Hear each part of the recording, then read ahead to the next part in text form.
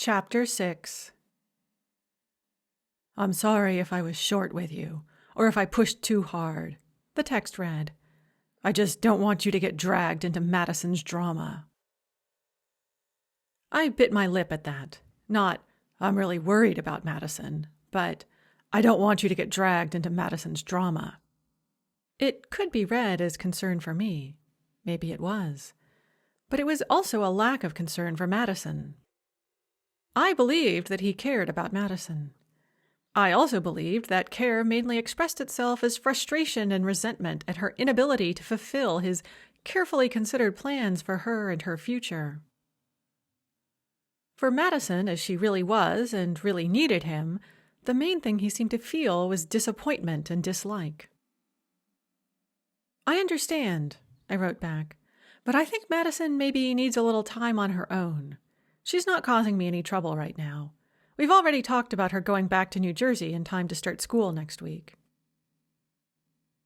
Thank God! Do you think she'll do it? A shriek came from the bathroom.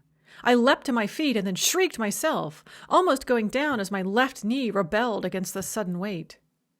What is it? I shouted, clutching at the table to keep myself upright. Cool cat, Professor H! Madison shouted back. She came, jumping out from under the sink, and I, totally thought she was going to attack me, but now she's letting me pet her.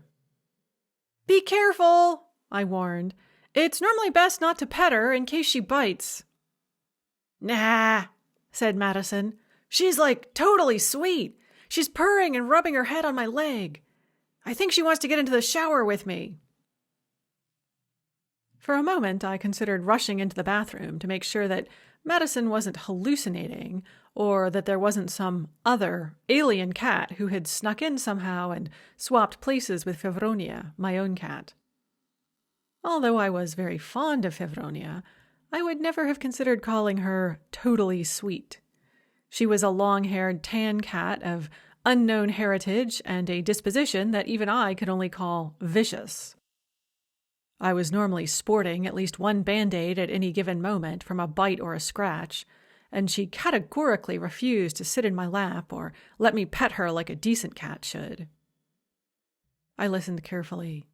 No screams of pain emanated from the bathroom. Instead, there was some indistinct crooning, followed after a moment by the sound of running water. My phone buzzed again, reminding me that I hadn't responded to Eric's last text. I don't know if she'll go back to New Jersey, I wrote, but she's not completely against the idea. In the meantime, though, I don't know that it would help for you to come down here and get her. Well, I get that. In fact, I think you're probably right. I just hate the thought of letting her get away with this kind of thing and dumping it all on you. It's no trouble. I tried to think of what else to add to that text.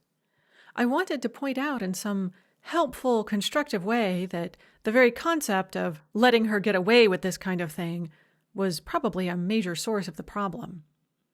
But I couldn't think of how to phrase that, so I sent the text as it was. Be honest, Rowena. How much trouble is she really causing you? She's taking a shower right now, I wrote. That's not very much trouble at all. She can spend a night or two here without it being any problem. I'm glad to hear it, as long as it doesn't go beyond that. And I'm serious, Rowena. I'll pay for any expenses you incur because of her. And I'll pay for your time. I imagine your financial situation still isn't great. Brent said you got a visiting position at a small college in Georgia. That can't pay well. On the other hand, living expenses are very low, I replied. Fair enough, but I mean it. Don't hesitate to ask for help. Don't hesitate to ask for money, even if it's just for yourself. I feel like I still owe you for the last time you saved Madison from herself. I wanted to text something snippy about how I hadn't done it for the money, but I'd already made that point to him several times. He'd probably even heard it. He just needed to feel like he was helping out, or at least offering to help out, in any way he could. And being snippy and defiant rarely solved problems. Madison was an object lesson in that. "Thank you," I wrote instead. "I appreciate it. I'll definitely let you know if I need any help." "Thank you, Rowena. And I hope you don't mind me asking, what do you think I should do here? I feel like I've fucked up big time and I don't know what to do next.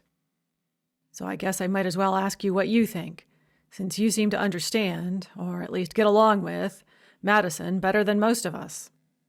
What am I doing wrong? How can I do right? Be honest." I bit my lip again and stifled a groan. When people say they want you to be honest with them, that's the worst, because they don't actually want the truth, the whole truth, and nothing but the truth. What you have to give them is a collection of carefully curated half-truths to make them feel like they're getting the truth without actually making them freak out. I was hungry and tired, and I still had a lot to do today, and I didn't feel like coming up with a bunch of tactful half-truths right now. I wasn't sure I could come up with any tactful half-truths right now. My knee was starting to throb and cramp in a sinister way, making it hard to focus on anything except trying to find a comfortable position. "I don't think Madison responds well to discipline and control," I finally wrote. "The more people attempt to apply it to her, the more out of control she gets. And she's justifiably upset about what she found out about her family history. I only got some of the story, but anyone would be thrown by it. And I think she's worried she might get drawn into something unsavory." No response. Probably I'd been too honest and direct. In fact, I was sure I had. That was exactly the kind of full, unvarnished truth that people hate so much. In the bathroom, the shower shut off, and I could hear Madison moving around as she got dressed. I was going to have to end this conversation before she came out. I wasn't exactly going behind her back here, but I wasn't exactly not going behind her back either. My phone buzzed. Eric was finally responding. "I hear what you're saying about discipline and control," he wrote. "I've just never been brave enough to let go. A character flaw that people keep pointing out to me. But of course my daughter is going to be the most merciless about it, isn't she? LOL. Thanks for saying it. Maybe I'll finally do something about it." "Professor H?" Madison called from the bathroom. "Is it okay if I use your deodorant?" My first instinct was to refuse. I'm not actually a very share-y person. But I'd grown up on a commune and then moved to Russia and lived in a much more communal society than most Americans are used to. Once again, that training stood me in good stead. "Go ahead," I yelled back. "Use whatever you like." My phone buzzed again. Another message from Eric Johnson. "And as for the actual cause of Madison's sudden departure, it is, in point of fact, pretty concerning. I'm at least as concerned as she is. I'm still mulling over what to do. And I guess this is your area as well. I may consult you about this, too." "Any time," I replied. The bathroom door opened. "Got to go now," I wrote. "I'll check back in later." I silenced my phone and turned to face Madison as she came back out. Chapter 7. Feel better? Or, at least, that's what I meant to say. But the words got caught up in a strangled laugh. "It was the only thing I could find," Madison said defensively. "I do need to do laundry, it's true," I agreed, as solemnly as possible. She was wearing my running shorts, a particularly ratty sleeveless scoop-neck t-shirt that had once been sexy and was now just sad, and my interview blazer. All of it was 2 sizes too big. I wondered if this was how I looked to other people most of the time. Probably a bit. Hopefully not quite this bad. "At least it should be comfortable," I said. "If by comfortable you mean I can, get into it, then yeah, I guess it's pretty comfy," she said. "Most people tell me I'm tall, but you're even bigger than I am." I repressed a twinge of appearance-related pain. Madison was at least 5'7", maybe 5'8", but I was a solid 5'10". It was kind of a good thing. I had a lot more strength and reach than most women, which was handy when, say, grappling with criminals and crazed attackers. It made finding clothes hard, though, and no matter how much I tried to fade into the background, I always loomed in whatever company I found myself. "Let's put your clothes in the washer," I said. "Then we can figure out what to do next." One of the surprising luxuries of my little apartment was that it had its own tiny washer-dryer combo. We tossed Madison's frankly filthy clothes in it, and then surveyed our resources. They were pretty slim. One of the many things I had on my to-do list was to go grocery shopping. Currently, the only thing I had on hand was enough leftover lentil soup for one person, one single-serving yogurt, a few coffee beans, and about 2 tablespoons of cream in the bottom of the cream carton. In other words, just enough to get through tonight and tomorrow morning. The plan was for that to tide me over until I could swing by the grocery store.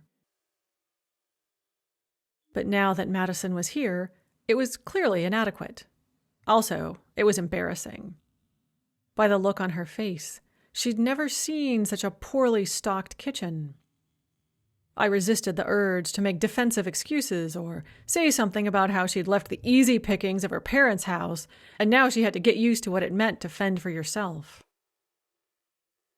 The real issue was that A, I didn't want to spend a cent more than I had to before I got my next paycheck, and B, shopping was a challenge when you were hobbling around on crutches. My knee twinged again. Hard. Going shopping now was not an attractive proposition. I contemplated handing over my car keys to Madison and sending her to the store on her own. Maybe not. I was okay, barely, with her borrowing my clothes and using my deodorant. Letting her use my car was a whole different story, especially since it was a finicky beast with a touchy clutch.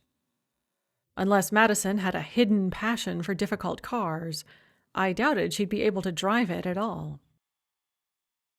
"Maybe we can get takeout for supper," I suggested. "Order pizza or something." I couldn't really afford it, but I couldn't face anything else right now.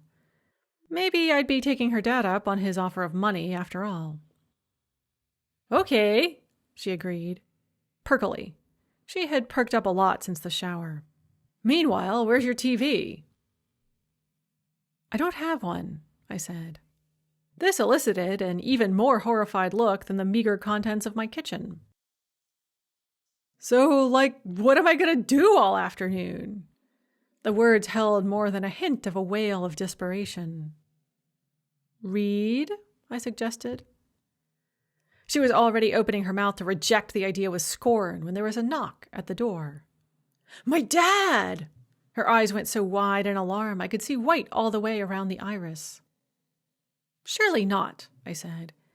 "He's figured out we're in Georgia, but unless he's learned how to apparate, he couldn't possibly have made it here yet." Madison still retreated into the bedroom. I went to answer the door. Not at all to my surprise. It was not Eric Johnson, but Mel Wilson. She was a fellow instructor at Crimson, although she taught Arabic rather than Russian. We lived in the same apartment complex and had taken to checking up on each other and carpooling back and forth to campus. She was at least as tall as I was, but while I was the picture of black Irishness, with blue eyes and wavy dark hair that came to my shoulders, she wore her dark blonde hair in a boyish pixie and frequently hid her hazel eyes behind a pair of overlarge aviator sunglasses, as she was doing right now. "Hey, Ro," she said, slipping off her sunglasses as she stepped into the comparatively cool darkness of my apartment. She was now the second person in my life who called me Ro. Well, the second person who did so with my permission. My brother John did it because he hadn't been able to pronounce Rowena back when I'd been born, and now it was an expression of affection. Frank McAvoy over in California did it too, but that seemed more like an expression of dominance than affection. I developed a grudging respect for Frank after everything we'd been through this summer, but I still wished he wouldn't call me Ro. From Mel, though, it was welcome. "Just thought I'd check and see if you needed me to pick up anything for you at the store this afternoon," she said, "seeing as how you're still all crippled. How'd PT go, by the way?" "Are you supposed to be more crippled afterwards than before?" I asked. "That's what they tell you, but I have my doubts," she said. "Yeah, me too. Anyway, are you heading out right now? I was thinking of going shopping, but I need to put together a list first. And, oh, wait, I don't have any cash on me. You just go. I'll get stuff later." "You can pay me back," she said easily. "I know you're good for it." "Thanks. But I think I need to do some menu planning and put together a list, and I should probably talk to... Anyway, you just go." Mel's eyes roved around all the visible areas of the apartment. "What is it?" Her voice was a low hiss. "Is it Alex? Did he come back?" "No," I said, my voice an equally low hiss. "It's not Alex, and he hasn't come back." "Oh, but you do have company, right? Secret company." She nudged me playfully on the arm. "Another man already?" "Alas, no, it's... Oh, whatever, you might as well meet her. Madison! Hey, Madison! Why don't you come out and meet Mel?" After a moment, Madison came sliding out of the bedroom and sidled over in the general direction of where Mel and I were standing, stopping before she got halfway there. "Madison, this is Mel, Dr. Wilson. She's another professor at Crimson, at the college I currently teach at. Mel, Madison is a former student from New Jersey." Lightning-fast calculations went on behind Mel's eyes. I'd told her a little bit about what had happened in New Jersey, and I could see her putting two and two together. "Nice to meet you," she said, giving Madison both a curious once-over and a friendly nod. "I've heard a lot about you." "Oh," said Madison. She didn't sound thrilled, nor should she have. A lot of what I'd told Mel about her had not been complimentary. Of course, if you want people to say nice things about you, it helps to actually do nice things. "So what brings you to fabulous Greenfields, Georgia?" Mel asked her. "And how long are you here for?" Said Madison. She rubbed her foot against her calf. "Not sure yet." "Kind of an unplanned visit, I'm guessing," said Mel, "seeing as you're wearing an eclectic ensemble composed of Rowena's clothing." Said Madison. She switched her stance and rubbed her other foot against her other calf. "Yeah, it was kind of like spur of the moment." "Uh-huh," said Mel. She gave a decisive nod to herself. "Well, I'll leave you to it, but let me know if you need anything. Always happy to help out a friend, especially if it means less time answering email." She turned to look at me. "Have you seen the latest one from Kieran yet? I swear to fuck..." She remembered Madison's presence, checked herself, and said, "Anyway, we can talk about it later. Meanwhile, let me know if you need me to pick up anything. Nice to meet you, Madison. Ciao, Habiba." She nudged my arm again, slid her overlarge aviator sunglasses back on, and stepped back out into the August afternoon sunlight. Chapter 8. "Do you think she'll tell my dad?" Madison demanded as soon as Mel left. "I don't think she knows your dad," I pointed out. "Oh, yeah." She hugged herself as if she were cold, then stopped and attempted a smile. "I guess I'm just paranoid, huh?" "Maybe a little," I said, "but you've been through a lot recently. Anyway, I sincerely doubt Mel knows your dad, and even if she did, she's not the kind of person to go behind your back and snitch, so I think we're safe. But she will help out with grocery shopping, So you should make a list, at least of anything you want for breakfast tomorrow, and she can get it. Oh, and I have cash. I got a bunch before I left Princeton. I still have some left. Teelask, where Madison was a student and her father was provost, was in New Brunswick, but New Brunswick didn't have a lot of desirable neighborhoods for people of their social class, so they lived in Princeton. I said. I wanted to tell Madison I could take care of it, but I really didn't have any cash on hand. I'd given my last 20 to Mel when she'd gone shopping for me a couple of days ago, and I hadn't withdrawn any more since. Nor did I want to. I had $235.71 in the bank right now, $362.87 left on my credit card limit, and 11 days until my next paycheck. Somehow, despite a whole year with a full-time teaching job and summer school, I was still flat broke, with a maxed-out credit card and a car that careened closer and closer to total breakdown with each passing day. You hang on to your cash, I told her. You might need it to get back to New Jersey, or to wherever you need to go next. Don't worry about food here. I'll take care of it. Okay. So, what does Habiba mean? I was pretty sure that had not been the question she had originally been meaning to ask. I was pretty sure she had originally been meaning to ask me how soon I wanted her to be gone. I was pretty sure I had inadvertently made her feel just as unwanted as everyone else in her life. She'd chickened out from putting it to me directly, and had chosen to ask about something innocuous instead. It means something like girlfriend or sweetheart, I told her. Madison's forehead wrinkled up. I thought that was like Daragaya or something like that. In Russian, yeah, but that was in Arabic. Mel, Professor Wilson, teaches Arabic. Madison's forehead wrinkled up even more. Well, I didn't know you speak Arabic, Professor H. I don't. I just know a couple of words. I tried to say it lightly. It was hard. My heart gave a little squeeze every time I found myself saying something that revealed my tiny store of knowledge of Arabic. 90% of the Arabic I had learned had come from Alex. I wanted to talk about it, and yet every time I did, it hurt. I should just shut up and move on. But doing so seemed like slamming a door on something that had meant something to me. Oh, yeah. You were friends with Professor Miller, right? Right. The word came out surprisingly normally, and in this light, Madison probably couldn't see the flush spreading over my face. I sent him a whole thank you letter and everything while I was in rehab. They make you do stuff like that.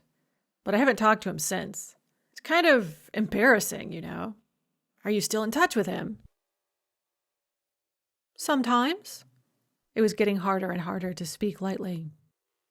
Anyway, I said quickly, why don't you make a list of anything you want from the grocery store and look up what to get for dinner and, I don't know, think about what you want to do next. And I'll check my email and get some work done, and then it'll be supper time. Maybe we could invite Mel over. You might like her. Does she like you? Madison was looking at me with an intensity that was slightly unnerving. I mean, we're friends, so yeah, obviously.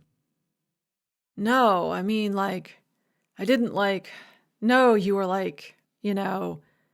into, women. Madison was staring down at the cheap carpet and rubbing her foot against her calf again. We're just friends. Now I was able to speak lightly again. It was true that Mel was into women, and there was a certain something between us sometimes, but I was determined that it would go no further. I was all too painfully familiar with doomed love affairs, and there was no way I would ever want to do anything like that to Mel.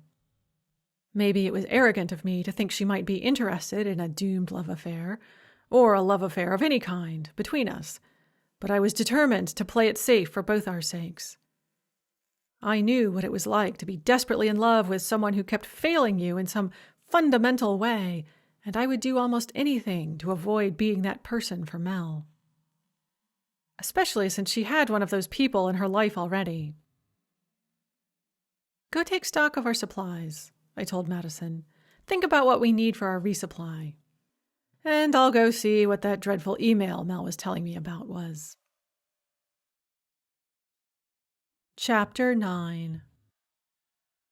Karen, the chair of the Department of Modern Languages at Crimson College, the small private liberal arts college where Mel and I were both visiting assistant professors, aka VAPs, was not, to put it mildly, my favorite person. I don't think she was anyone's favorite person, which was horribly tragic. Considering I'd spent the summer hanging out with torturers, I should maybe be a little more understanding towards her. But she was still a representative of a very deep-seated sort of evil. An evil that I, too, might be part of. The fact that you hang out with the three of us means you're bad on the inside, even if you don't know it. Frank had said that to me at our last meeting. The words had played through my head as I had limped, with my busted-up knee and piece-of-shit car, all the way across America, from California to Georgia. They were still playing in my head at least 10 times a day, every day, even though there was a continent between us. And it wasn't because they were a revelation, or because I was determined to deny them. I was pretty sure Frank was right. I just wasn't quite sure in what way he was right. So now I was scrutinizing my every action, trying to find those seeds of evil I was sure were there. Interactions with Karen were certainly fertile ground for them. I could feel a headache start in the back of my neck and spread around my temples before extending down into my stomach, triggering low-grade nausea as my fingers reached for my laptop. By the time they were actually striking the keys on the keyboard to log me in, I was feeling distinctly ill. You need a better job, I told myself. One that doesn't make you sick with dread every time you have anything to do with it. Masha, my best friend from grad school, had often joked with me about taking up stripping, or possibly streetwalking, as a cleaner, safer, and more honest, or at least more remunerative, way to make a living. I thought it was unlikely to actually be much better. It probably meant getting even more up close and personal with insecure, egotistical assholes on a petty power trip than working in higher ed. But maybe, if you did it right, you could bank more cash more quickly and retire sooner. Something to consider if/when I lost this job. I was on a year-to-year contract, with performance reviews every semester and a 3-year maximum term of service. Karen had repeatedly threatened to terminate me, but in the end had renewed my contract for this academic year. I suspected most of her threats were bluff, since finding someone qualified who would be willing to move to small-town Georgia would probably be challenging, but I still had to assume she would follow through. I already had a list of jobs to apply to this fall. Maybe this would be the year I got a permanent position. Maybe not. Either way, right now, August 20th, 2016, I had to deal with whatever my current, very precarious position might throw at me. Steeling myself, I opened my Crimson mail. There were notifications about parking lot closures for new construction, the agenda for the college-wide faculty meeting on Monday, reminders to attend the barbecue event for incoming students this evening, which I deleted since I had no intention of hobbling across campus and standing around in the heat for several hours, and yes, an email from Karen titled, "Important." Nothing else to indicate what might actually be so important.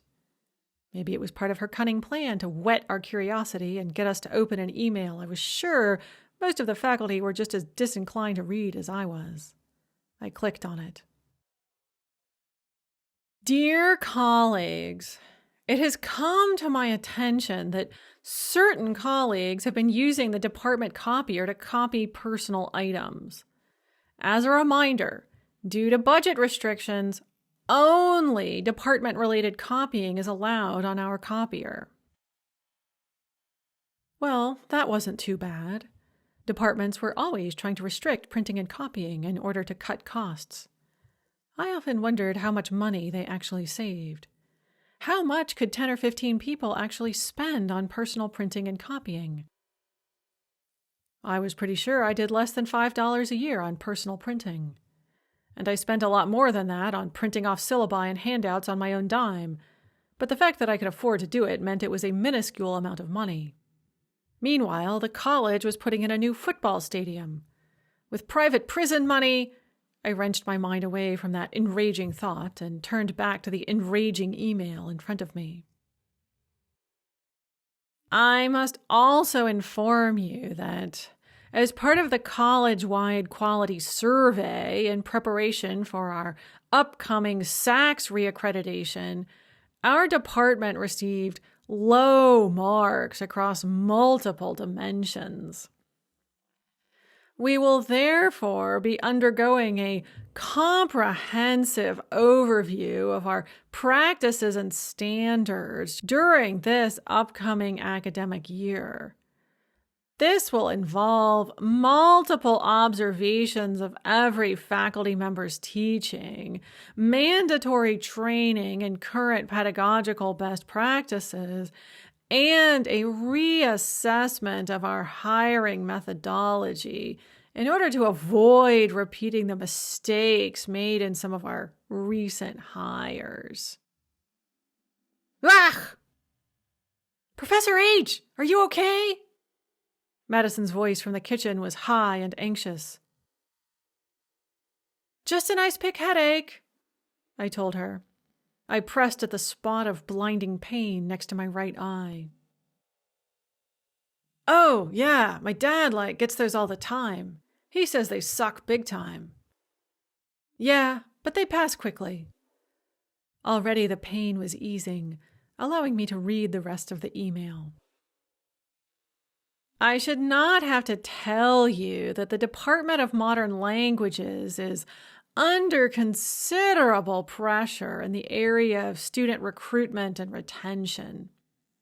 As I have repeatedly stated in my communications, both written and verbal, with the department, we are being held up as a negative example to the rest of the college for our class enrollments. There is a very real possibility that the department will be dissolved completely and our subjects phased out. The move by the administration to break up our department into multiple departments, while being sold to us as being in our benefit by allowing greater flexibility, is in fact likely to destroy the teaching of language as it has been practiced for decades at Crimson College. As we know, this is part of a nationwide trend to discredit the teaching of foreign languages and the humanities in general. If we do not act now, by this time next year, we could all be flipping burgers at the fast food joints of our choice. Therefore, I call on all of you to do your part to stem this tide. Above all, we must rededicate ourselves to raising our teaching standards to those expected for faculty at Crimson College. And we must act quickly and do everything we can to stop the destruction of our department before it is too late. Yours in solidarity, Karen DuPont, Associate Professor of French, Chair of the Department of Modern Languages, Crimson College. Ah, I said again. This time it came out as more of a low groan. The ice pick headache was mostly gone. This was largely an expression of emotional pain.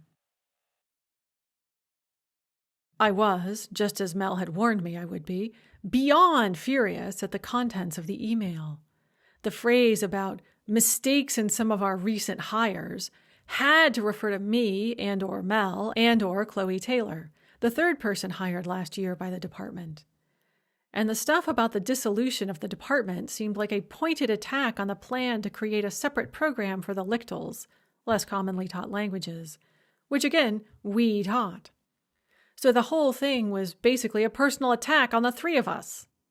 I couldn't help but think that what felt like pointed attacks and deliberate bullying of me, Mel, and Chloe fell somewhere between deep incompetence and actual evil, and I couldn't tell which way the scales would tip. Maybe we'd only know once we'd fulfilled the cycle of abuse and become abusers ourselves.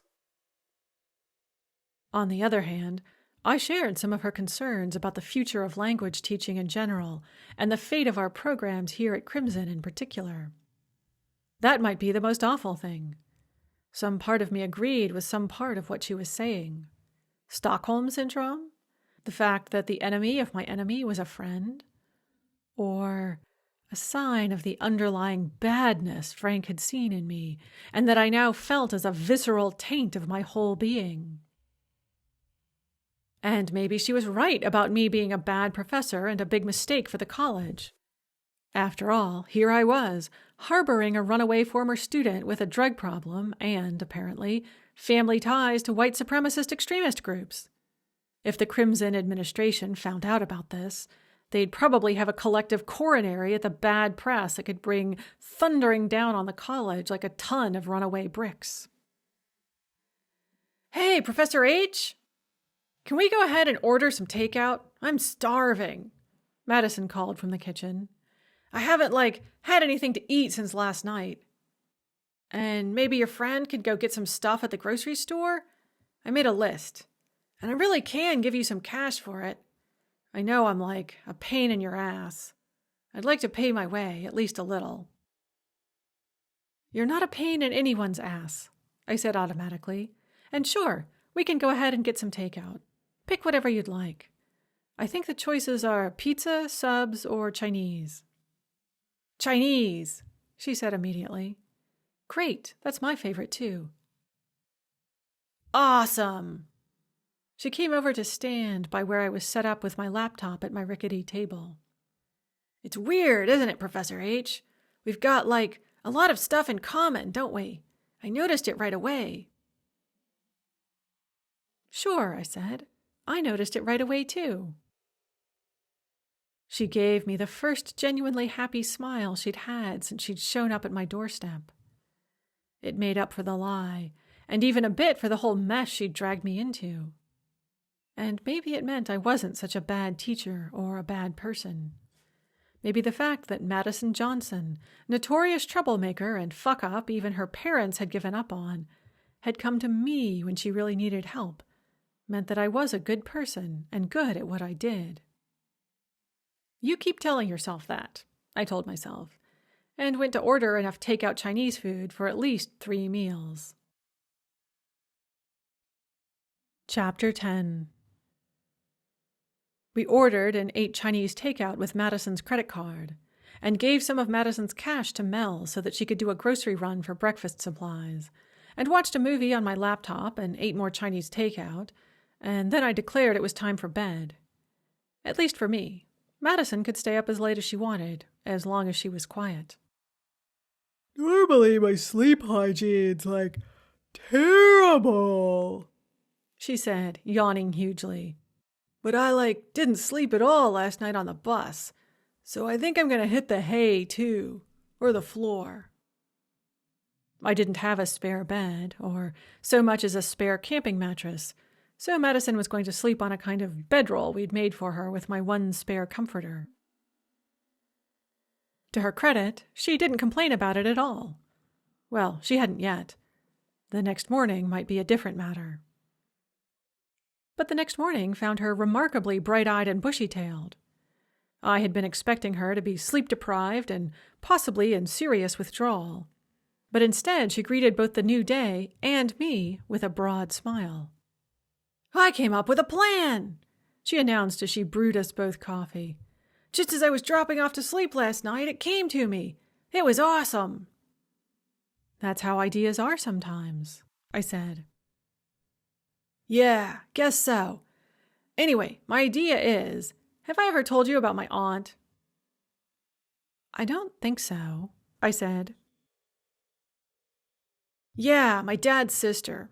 Not my mom's sister, obviously. She's like totally fucked up. A complete alkie. Can't go to her. But my dad's got a much older sister. She's more like a grandma to me than an aunt, really. But she's pretty cool even though she's old. Sometimes old people can be surprisingly cool, I agreed. Yeah. So she lives in like New York. She's got like one of those rent-controlled apartments you hear about. It's not like super fancy, but it's nicer than this place. She cast a disparaging gaze around my apartment, which admittedly deserved all her censure. Uh-huh, I said encouragingly. I don't know why I didn't think of her before. Well, I do. She's been majorly on my case about rehab and shit. Uh-huh, I said, more noncommittally. Yeah, Madison shrugged. But then I thought, hey, maybe it could work out. Like, except for the rehab shit, she's pretty cool. And I'm clean now. Maybe she wouldn't be on my case so much if I could convince her of that. So, like, maybe I could go stay with her for a while. It only takes like an hour to get from New York to New Brunswick by train, and I only have classes 3 days a week this semester anyway. I could stay with her and take the train back and forth and, I don't know, get a job or something. That could work, I agreed cautiously, and a job would be good, although it might be pretty hard.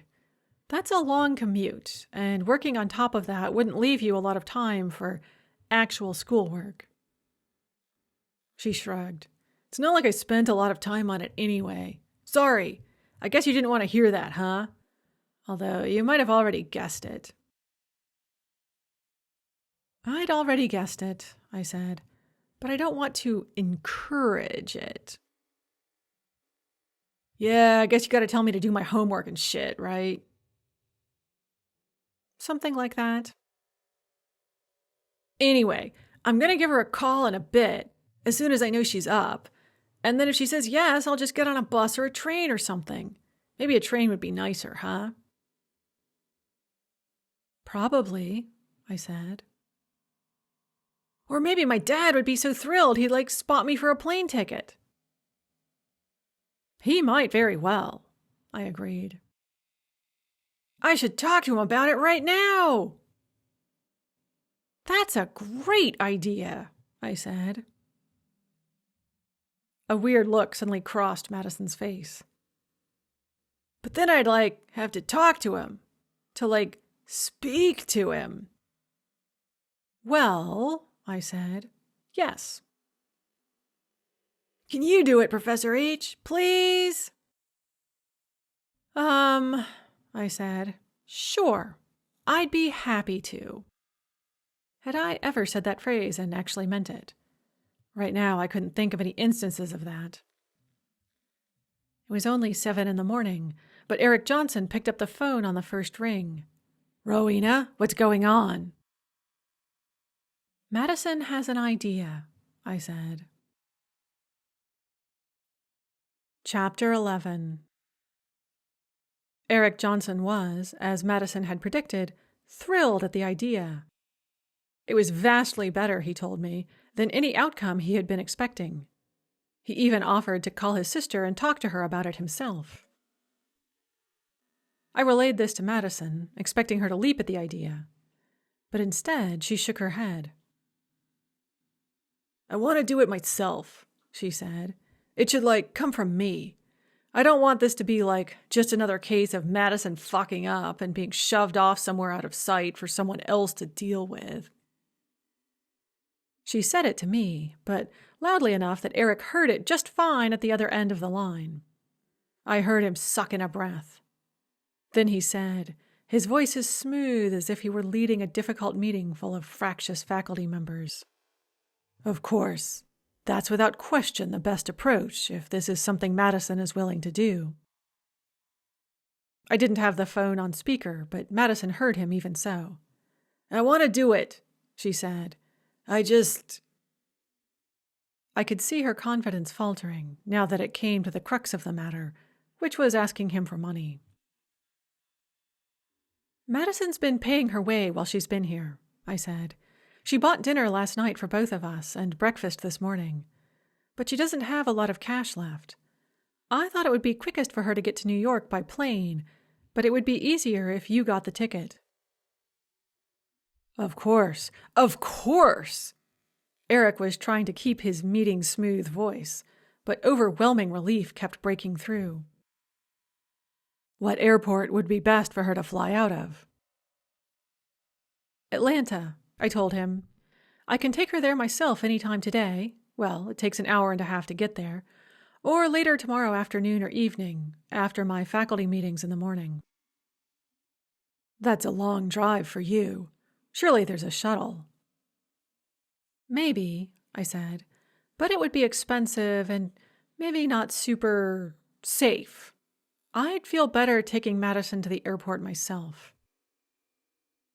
There was a short pause at the other end of the line. Then Eric said, Of course, you're completely right.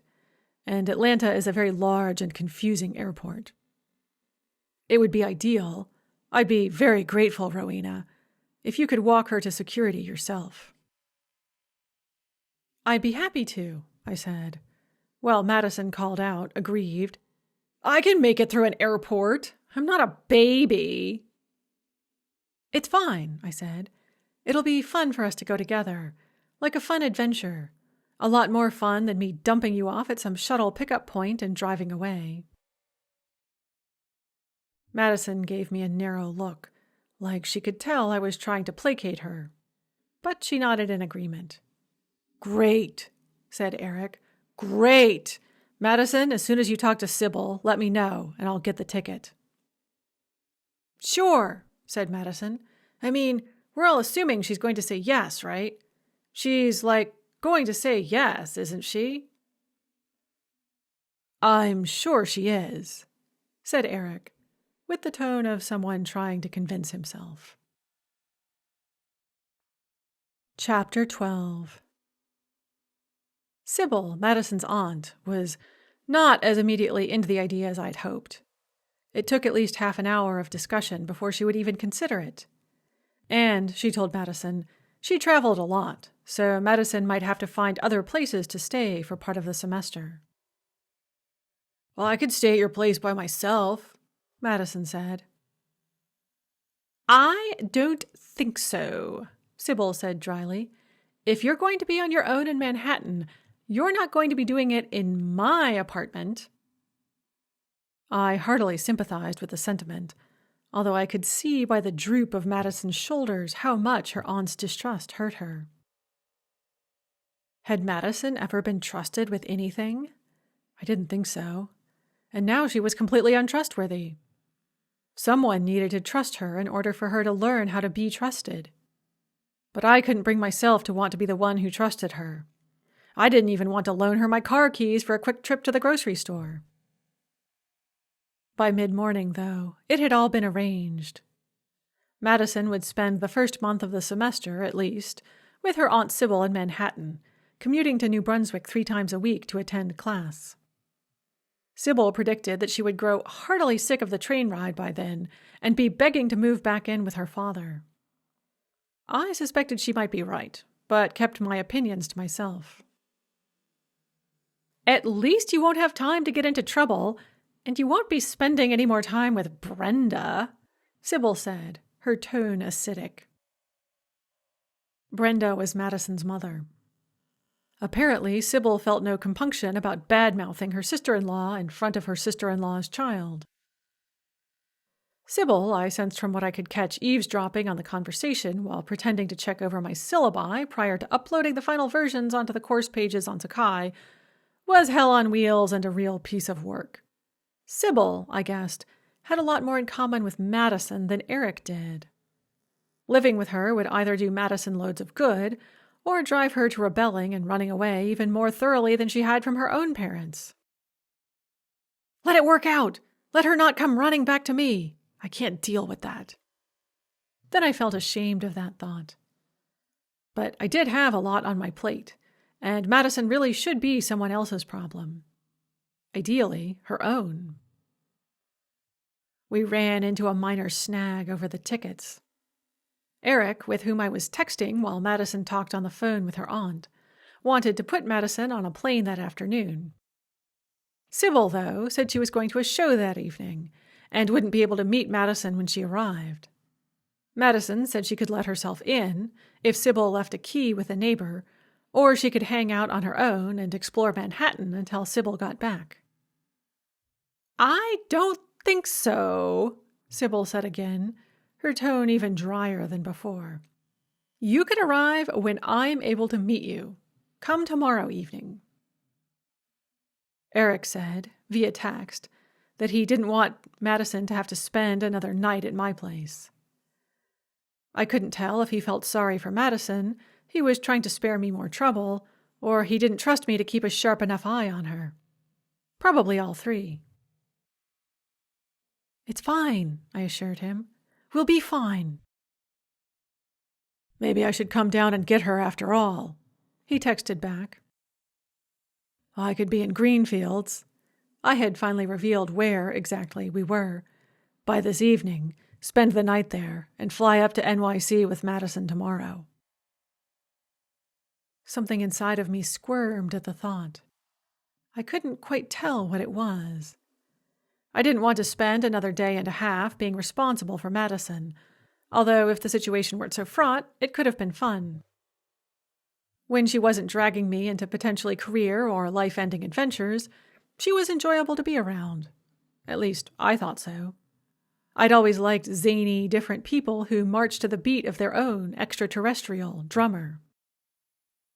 The thing squirming inside of me, I thought, was about her father, not her. There had always been a certain something between us. A something that wasn't quite full-blown attraction, but that threatened to bloom into it if we gave it a chance. Even though he was at least 15 years my senior. I had never been the slightest bit interested in older men, but with Eric Johnson, there was a real danger that I might become interested. And, of course, an older, more powerful man falling for a younger woman over whom he had a certain amount of control was a tale as old as time. Ugh, vomit! You might be younger than him, but you're old enough to know better.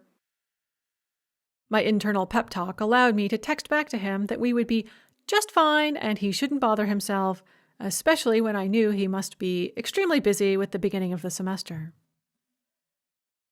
"You must be at least as busy," he texted back. "What courses are you teaching? Sorry, got sidetracked.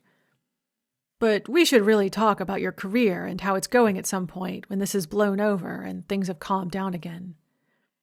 Although with Madison, things never do seem to calm down, do they?"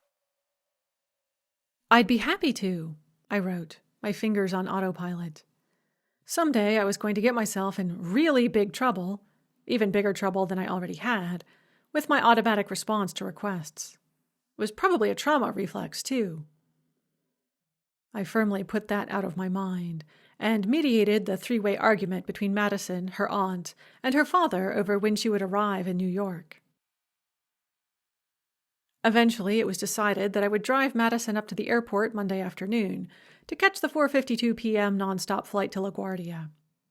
Sybil, after some cajoling, I understood that Eric was texting her separately, agreed to meet Madison at the airport on her end. Eric wanted Madison walked from door to door, with as few opportunities as possible to deviate from the route or get into trouble. At one point, he floated the idea of me flying up with her, but fortunately nixed it before I could. He also suggested twice more that he should come down to fly back with her, but Madison set up such a howl at the idea that I talked him out of it. "She's 21, I thought but didn't say. "She can vote, get married, join the military, own property. You've got to let her off the leash." Then I started to fret that maybe she did need someone to babysit her all the way to New York, and I was making a big mistake, one that she would be the one to suffer from. "Maybe she needs to suffer from a few mistakes," I told myself. "Like you just said, she's 21. She's got to grow up someday, and her parents will never let her unless she forces the issue. In the end, everyone agreed that Madison could fly up by herself, as long as I drove her to the airport in Atlanta and Sybil picked her up in LaGuardia. Eric was still agonizing over the advisability of it, and Sybil seemed mildly amused by the fuss. Madison herself was ecstatic.